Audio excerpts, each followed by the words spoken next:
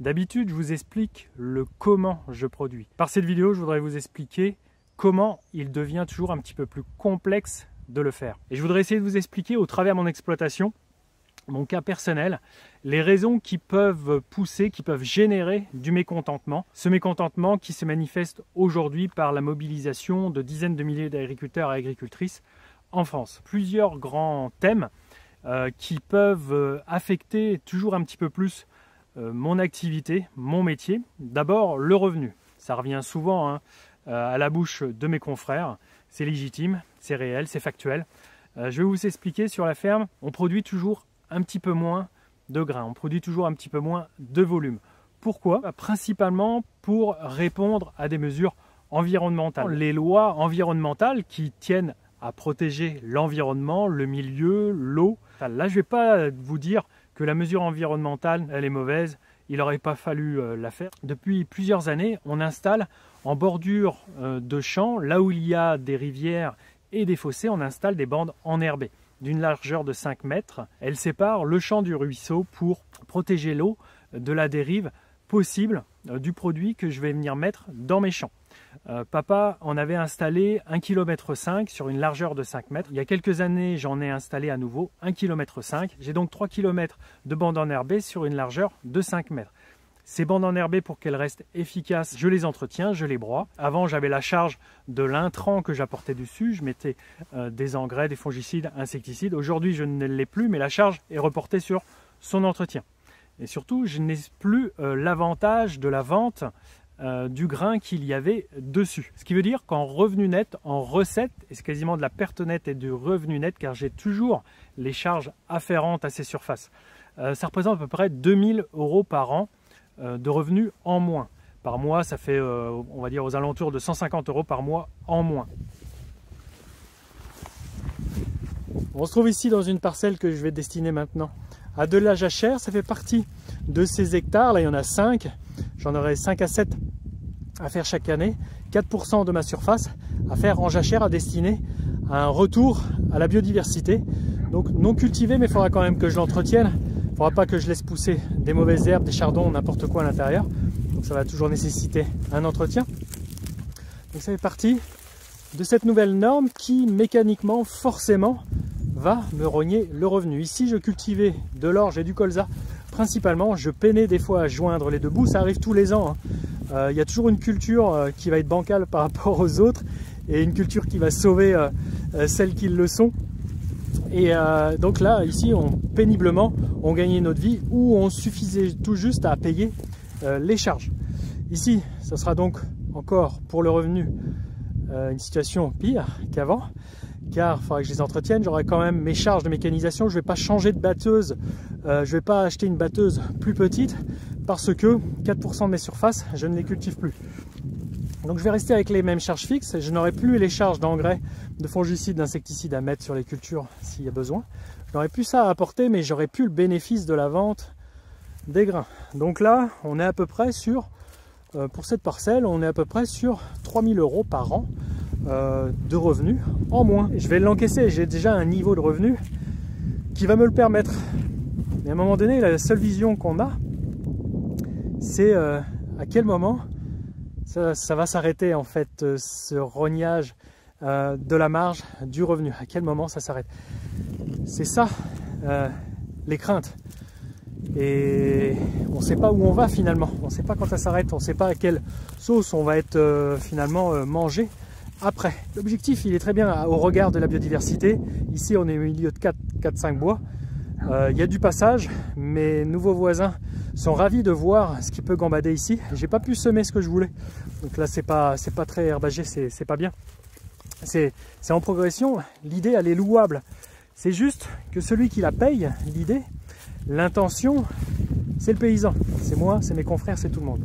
Ici, en productivité, cette parcelle, on peine à produire 6 tonnes d'orge par hectare, 6 tonnes de grains et 2,5 tonnes de colza pour vous donner les proportions de manière conventionnelle. On est sur des limons à silex très cassantes pour le matériel, très contraignant, mais on arrivait à faire quelque chose péniblement, mais on y arrivait. Là, en ne faisant rien, ça sera encore plus pénible économiquement. Bon, je souris, mais c'est un sourire crispé. Et forcément, sur le marché mondial des céréales, mon coût de production de l'orge que je vais pouvoir faire à côté, eh bien il va être plus fort. Je vais moins être compétitif, j'ai moins à me rémunérer. Mon métier sera moins prospère que le voisin qui ne va pas se donner cette contrainte. Donc au fur et à mesure du temps, mécaniquement forcément, la valeur que l'on a dans nos filières à vendre à l'exportation sur les marchés, la valeur que le pays peut apporter comme richesse va diminuer. Il faut être conscient que cette matière première que l'on du coup ne produit plus sur notre territoire ne profite plus à l'export aux pays qui en étaient demandeurs. C'est une proposition de matière première que l'on ne fait plus. Demain, pour le blé, il faut être clair avec soi-même et se dire, si on produit juste pour nous, on n'exportera plus dans les pays du Maghreb qui aujourd'hui sont friands de nos marchandises. Quand on ne sera plus dans la proposition pour ces populations, il faudra qu'elles aillent le chercher ailleurs, ça crée de la rareté sur la planète.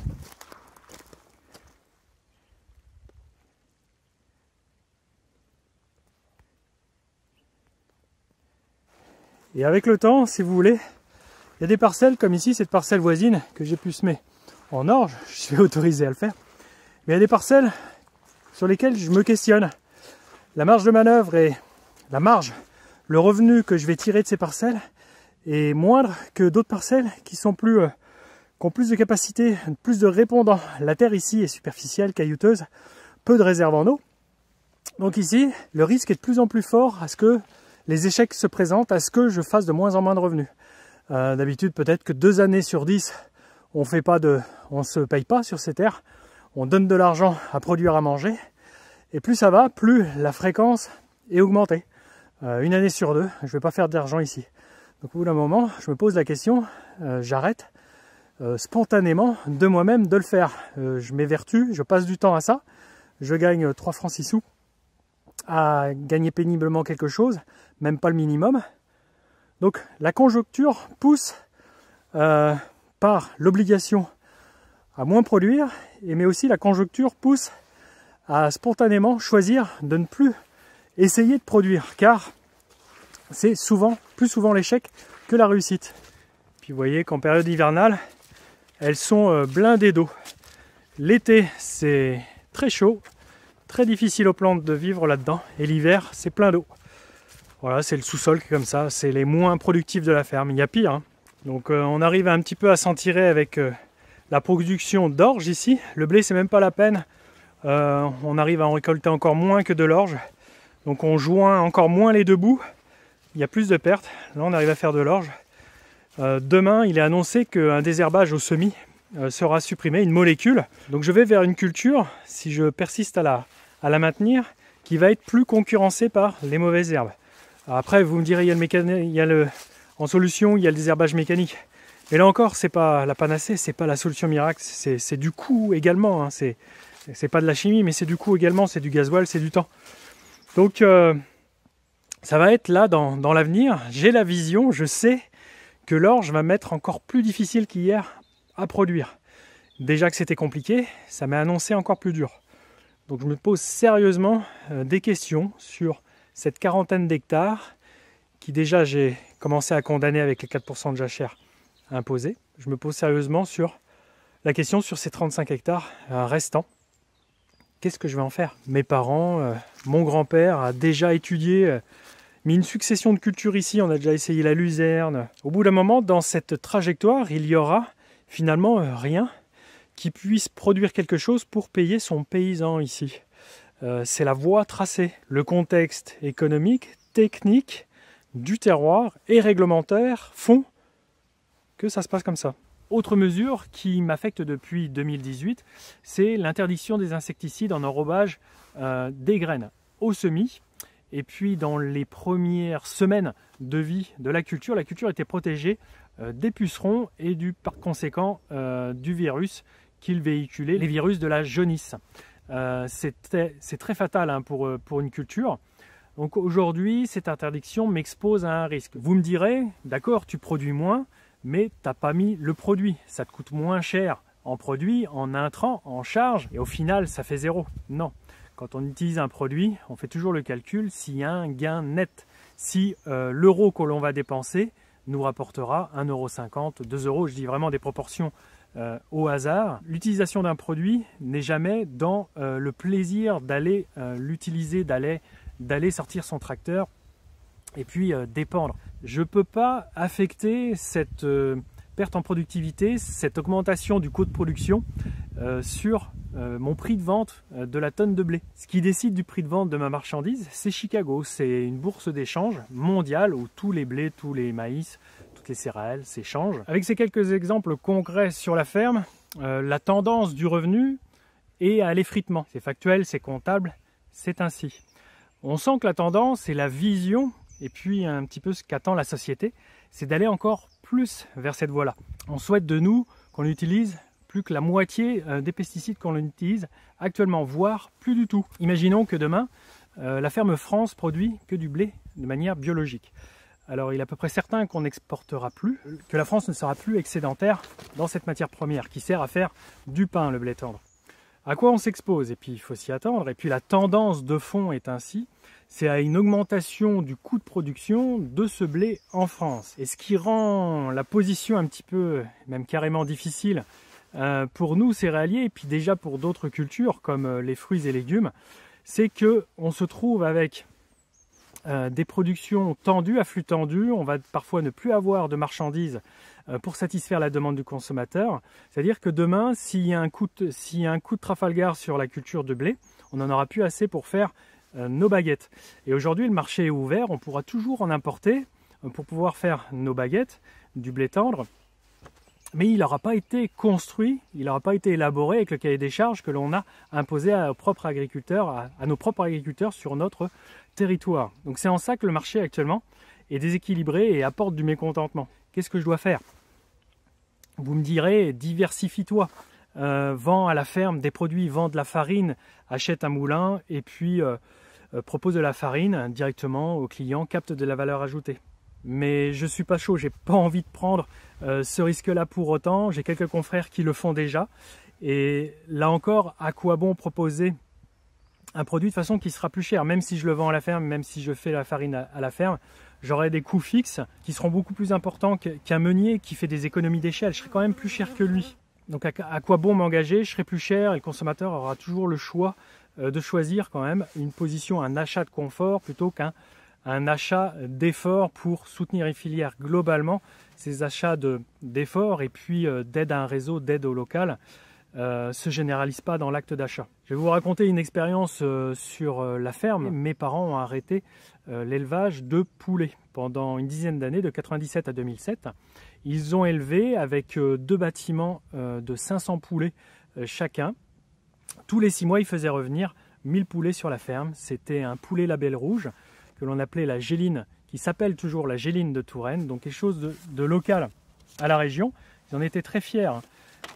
Par contre, au bout d'un moment, la fierté du produit, la fierté de le produire ne suffit pas. Il faut arriver aussi à se payer son temps. Il s'avère que pendant 10 années, ils ont tout simplement payé la nourriture qu'il leur a fallu, l'entretien du parc, la création du parc, le grillage, l'achat du bâtiment, le blé qu'on leur apportait, la nourriture de maïs qu'on achetait à l'extérieur.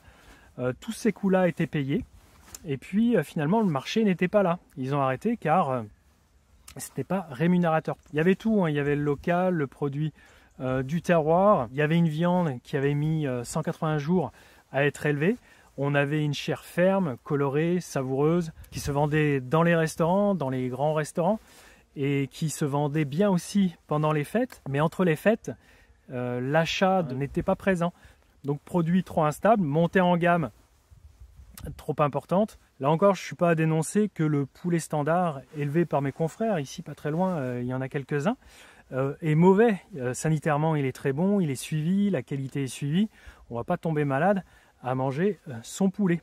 Et petite parenthèse, il faut savoir, et ça c'est trop rarement expliqué, ce poulet élevé à l'abri qui ne gambade pas, forcément c'est pas du bien-être pour lui. Par rapport aux ressources qu'il va demander pour produire 1 kg de chair, il va avoir besoin de beaucoup moins d'aliments et d'eau que le poulet label rouge que j'ai élevé.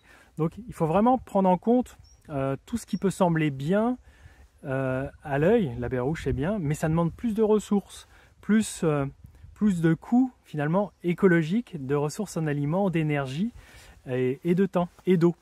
Donc c'est ça qui est frustrant, mais là encore c'est un sujet tellement riche à aborder, c'est pas cette vidéo qui va en faire le résumé. La filière volaille s'effondre aujourd'hui en France. On ne mange pas que du poulet standard français et puis du poulet plus haut de gamme. On fait venir finalement, parce qu'il manque de poulet, on a très faim de poulet, et donc on le fait venir actuellement de l'extérieur. On arrive même à trouver des poulets ou des poulets transformés brésiliens dans des assiettes, des normes et un cahier des charges qui nous est interdit. Fatalement, ils vont savoir produire moins cher, même avec le coût de transport, et on n'y peut rien. On est obligé, fatalement, mathématiquement, on est obligé de s'incliner face à ce marché. Sans doute qu'ils font vivre des Brésiliens très bien là-bas, tant mieux pour eux. C'est juste là encore, ce qui peut créer du mécontentement, c'est que on n'est pas honnête avec nous-mêmes. On interdit en local, sur le territoire français, quelque chose que l'on va autoriser à l'import. Et ça, c'est le cas dans la filière pommes, dans la filière cerise qui commence à ne plus être produite en France. En France, un insecticide a été écarté. Les arboriculteurs ne peuvent plus protéger leurs cerises d'un insecte. C'est toujours autorisé en Espagne. Et du coup, on mange de la cerise espagnole. Et ce qui peut chauffer les esprits et puis faire bouillir, et c'est ce qui a motivé il y a 8 ans à ce que je crée la chaîne, c'est pas mal de préjugés, d'idées préconçues, de phrases toutes faites, d'injonctions parfois, quand parfois c'est pas des insinuations à dire qu'on est des empoisonneurs. Ça va être donc toutes ces phrases préconçues: passe au bio, tu vas voir, tu vas respecter ton sol, ça va marcher, le sol te le rendra, la nature te le rendra, tu seras de plus en plus productif, tu auras des pollinisateurs. C'est pas aussi simple que ça. Faut vraiment enfiler les bottes pour réaliser la complexité de ce métier et la complexité d'arriver à joindre les deux bouts. On a des belles idées, hein, je suis d'accord. Hein, demain, on est tous partants de ne pas apporter de pesticides dans les cultures. Il y a quelques années, j'avais posé la question sur Twitter aux responsables qui souhaitent porter le projet de moins 50% de pesticides en France d'ici quelques années. J'avais demandé, est-ce qu'il y a une étude d'impact qui est faite? Finalement, j'ai pas eu de retour. Il n'y a pas eu d'étude d'impact avant que ça soit décidé. Aujourd'hui, on est en train de prendre la mesure de ces intentions. On met de côté la conséquence négative qu'un choix qui paraît bon sur l'instant peut avoir. Et on se rend compte qu'à long terme, ces volontés ne vont pas créer que du mécontentement chez l'agriculteur, mais aussi pour toute la société. Ce qui peut aussi être difficile à entendre, c'est de dire que mon agriculture, elle est toute blanche, toute noire, elle détruit tout, les sols, la nature aux alentours. Il ne faut pas être si catégorique. Je crois que c'est beaucoup de compromis. À titre d'exemple, de dire que je vais détruire les pollinisateurs avec l'emploi d'insecticides. Ici derrière, sur les colzas, il y a plusieurs semaines, il y a eu un insecticide. Ça fait plusieurs semaines que là aussi, les abeilles cohabitent avec le champ. L'un peut aller avec l'autre. Et même, c'est voulu par l'apiculteur, par Damien, d'installer ces ruches près de mon champ de colza qui va rentrer en fleurs d'ici quelques semaines. Tout le monde est impatient, les abeilles, l'apiculteur, car c'est à ce moment-là qu'il remplit les ruches. Et si j'emploie le bon produit pour ce que je vais rechercher, tuer un insecte, au bon moment, de manière raisonnée, c'est-à-dire intervenir à des moments où les abeilles ne sont pas présentes, à des moments où il n'y a pas de fleurs dans le champ, pour que l'abeille soit attirée et puis du coup soit en contact avec l'insecticide, la cohabitation se fait bien, le risque est maîtrisé. C'est dangereux, mais le risque est maîtrisé. Voilà, si je peux résumer la chose, on confond danger et risque à longueur de journée. Donc c'est ce qui peut un peu nous faire s'exprimer. Et j'essaye, par la présentation de tout ça, de vous le montrer qu'on peut tous cohabiter si on ne fait pas n'importe quoi. Donc pour finir, je ne vais pas vous dire j'ai toutes les solutions, je veux juste être là pour vous expliquer les mécanismes qui font que l'agriculture en France est moins en moins prospère. Du moins, c'est mon cas. Je ne suis pas à plaindre hein, pour autant. Mais à force d'érosion, et on voit pas, on n'a pas vraiment de vision de quand est-ce que ça va s'arrêter en fait. Il y a un moment donné, il y a des gens, oui, qui sont pires que moi, qui sont en pire position que moi. On les voit témoigner à la télé, 500 € par mois, 300 € par mois. Il n'y a plus de marge de manœuvre pour eux. Une norme en plus, une contrainte supplémentaire en plus, font que mécaniquement, il faudra qu'ils pointent au RSA. Voilà, j'ai essayé de structurer un petit peu mon propos. J'avais pris mes notes pour ça. Je voulais parler de beaucoup de choses. Pas évident de le résumer finalement en une vidéo. Chaque cas est particulier, chaque exploitation est particulière. Il y a des contraintes familiales, il y a des contraintes donc sociales, il y a des enjeux plus globaux, de filière. Et voilà, même si le métier s'érode, je crois que ça peut encore s'arranger, on a encore les moyens de le faire, qu'on arrivera à relocaliser des productions qui ont déserté le territoire. On a quand même la place pour produire des poulets chez nous quand même. Et qu'on assumera, il faut le dire, le coût de nos choix, de nos envies, de notre vision que l'on a de cette agriculture française. Et voilà, ça ne se fera pas qu'avec des mots, des injonctions ou de la poésie, mais ça se fera avec du réalisme, du pragmatisme, et puis oui, beaucoup de volonté politique, et beaucoup de discussions, d'explications, de compréhension de chacun, des enjeux de tous. Voilà, à la prochaine.